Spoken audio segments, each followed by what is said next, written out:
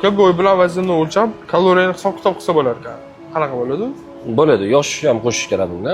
Haris Benedikt degan odam formulasi boshlab chiqqan. Mana misol uchun vazni nechi hozir? 89. 89. 13 ga ko'paytiramiz.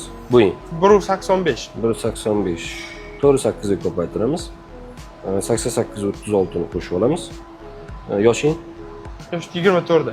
24 ga 5-7 ni ko'paytirib minus qilib tashlaymiz. Masalan, qanaqa ishlash faoliyati deylik, ofisda o'tirib ishlaydi.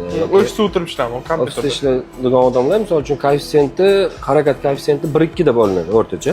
Mana misol uchun bu yerda seni kaloriya 2438 chiqdi. Ha. Ozmoqchi bo'lsam, mana shunda 20% minus qilib tashlaysan. Lekin semirmoqchi bo'lgan odam bunga 20% qo'shadi.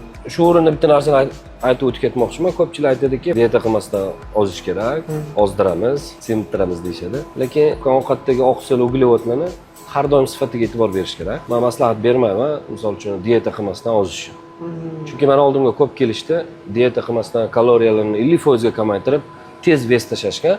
Tez vес tashlagandan keyin umumiy gormonal fonlarda ham muammolar juda katta bo'lib ketgan. Biz ko'pchilikni to'g'irlashga harakat qildi, to'g'irladik.